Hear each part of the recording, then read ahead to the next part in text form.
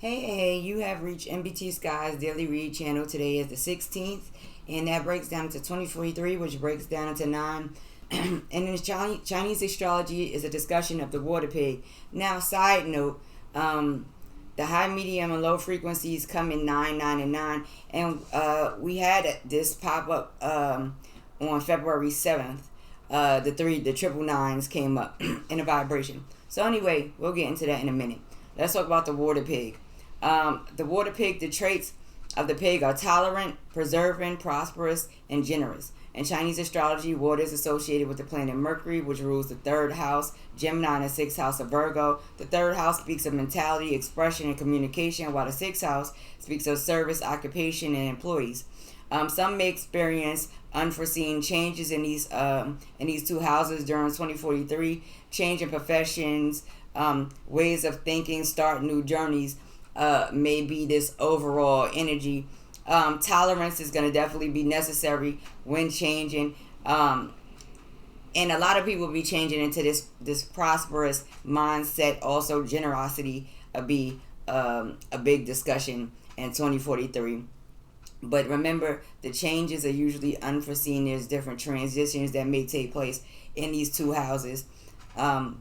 So now, the overall energy today for Aquarius is Uranus and Neptune, which speaks of Aquarius and Pisces. And then we have this moon, which is associated with Cancer, right? The month number. So let's look what the moon is talking about today. I didn't use oracle cards today. I didn't feel like it. So, therefore, just going with the flow of it. So, it said, you're good enough. Full moon in Virgo. So that's cool too.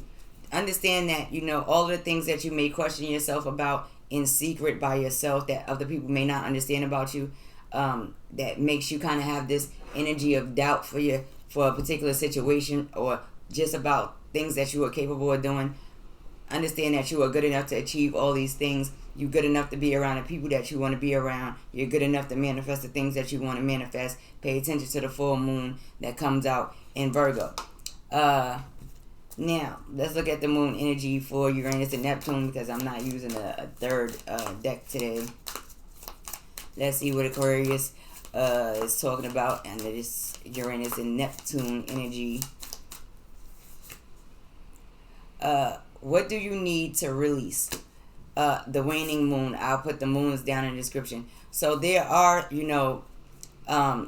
things that one might need to focus on releasing from, whether that's an emotional situation, whether that's dealing with a particular job, or a particular group of individuals, a particular way of thinking, a particular way of being. Pay attention and think about the things that you should release from so that you can find new energy and be renewed and be comfortable at all times. But that's the energy that Uranus and Neptune is talking about today.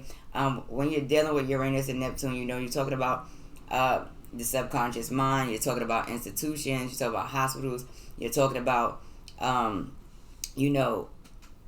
the unknown aspects of reality. There may be things that, you hold on to because you question it. You do not know what's going on. You're not fully clear.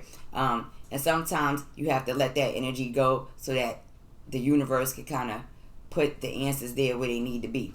So let's look at this triple nine. Like I said, the last time the triple nines came out was on February the 7th. So we have the 9 in a high frequency. Now the 9 came down in a high frequency a little bit different because it 45 then broke down into 9, where the number was a little bit lower. So I might just throw down a regular one for the future card. Alright, so let's look at this future card real quick. Everybody. The Four of Swords. Falling back, contemplation, rest. Pay attention to health at this time. Make sure that there's always this time where you need to rest and regroup and get it together and kind of put your swords down for a minute. There's nothing wrong with that. So there will be people in that energy, especially when they're dealing with changing ways of thinking, changing ways of communicating, changing business, going from one aspect of life to the next. And sometimes in between these transitions, it's important to rest and regroup and recoup, and also pay attention to health in that time in 2043. Now let's look and see what's going on in the high frequencies of Pluto, which rules Scorpio energy for Aquarius. There's a lot of Scorpio energy today, along with this Uranus Neptune energy. So these two cards fall out.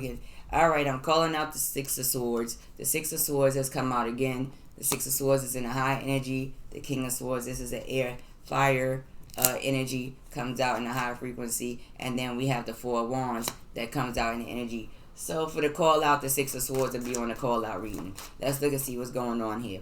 So, first off, this is a discussion of traveling, moving, letting things in the past go, moving forward, starting anew. Some people may travel across seas, and it's looking like in this high frequency, it's a discussion of, some may have a feminine principle here, with a child that may be traveling to meet up with the masculine principle, where they are supposed to build that strong, happy foundation. This is the thought, this is the energy, this is the vibration in a high frequency. There's nothing wrong with it. So people in a high frequency, if you're thinking about traveling, if you have a significant other that's across seas that you travel to, you have a child together, things of that nature, when you get there, it's about creating balance, stability, happiness, union, a firm foundation. And there's nothing wrong with that. For some Aquariuses, this might be a thought, a desire, a want.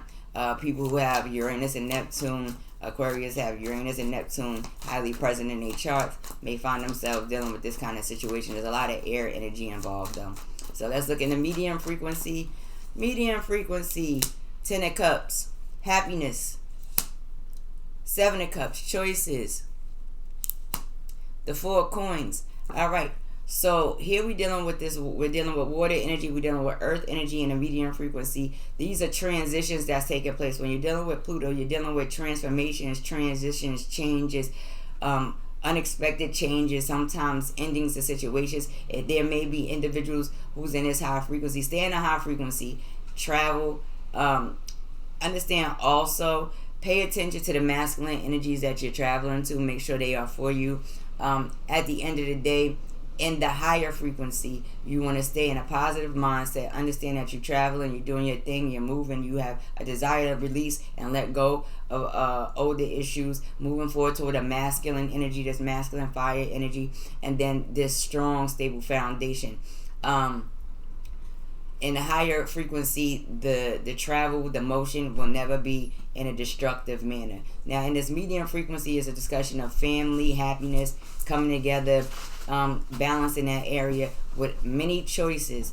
In the medium frequency, these choices can cause confusion. There is a bit of stubbornness and selfishness at the root of of this building and creating a foundation. And this is something that also is a discussion of building, creating, and manifesting in an isolated way. When you're dealing with the 4 of Pentacles, sometimes it's about, you want to build what you're trying to build for you and what you're trying to manifest for you outside of what everybody else is doing. And there's nothing wrong with that. This will lead to this strong foundation, making the right choices in reference to this King of Swords, and not, being in confused energy, that'll bring a stable little communication and energy between you, and staying in a happy, blissful kind of energy.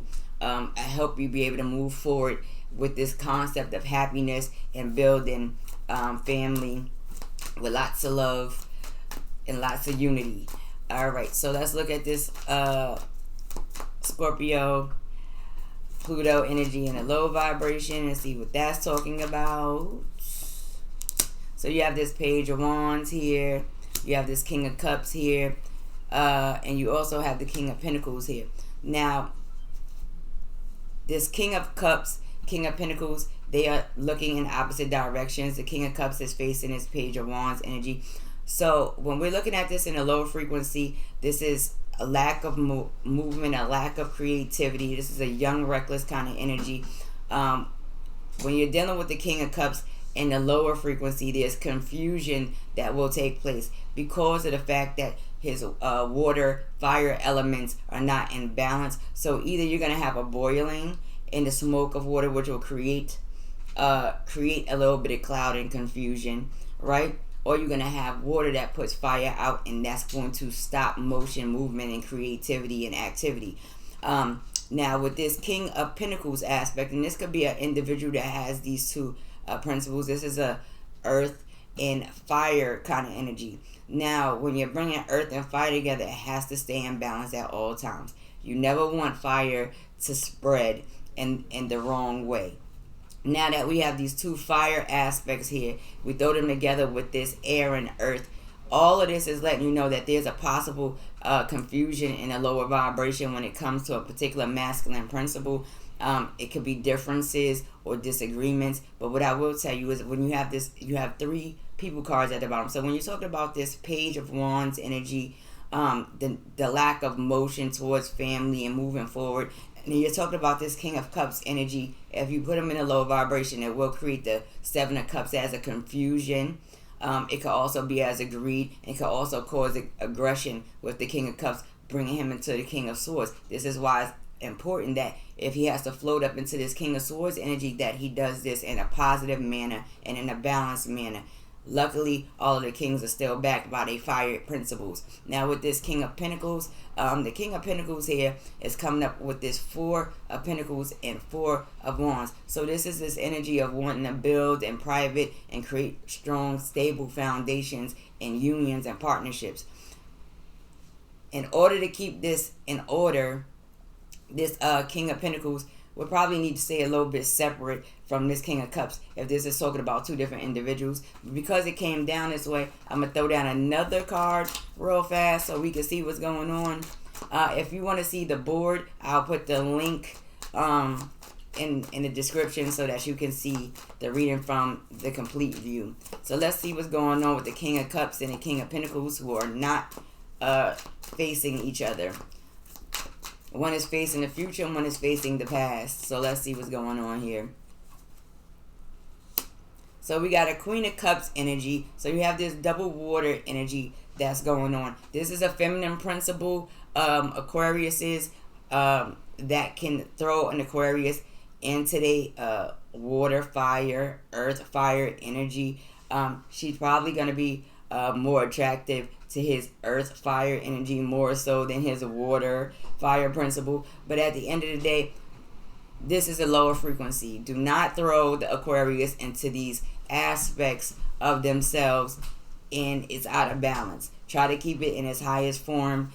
Queen of Cups. This is a lot of people cards involved, so this may be something going on in a lower vibration that's concerning other people. Aquarius is. Pay attention to your Uranus and Neptune, because in Uranus and Neptune there's the unknown energies and the mystic energies and the need to know, tap in and know things that is not going that you are not readily aware of. So pay attention to people, places, and things today. So here we got this sun, and I just threw that over here to see what was going on with the waning moon. Excuse the noise in the background. But you have the sun energy, this Leo energy that also comes. Things will be clear. Ask yourself the right questions. Pay attention to the things that's going on around you. You will have clear energy in this waning moon, especially when it comes to releasing old situations and moving forward. You will find bliss and happiness once you are able to release these things, and there's nothing wrong with that. As far as the full moon in Virgo, you got the Temperance. This is a Sagittarius energy, where in the Uranus and Neptune, this waning moon comes up.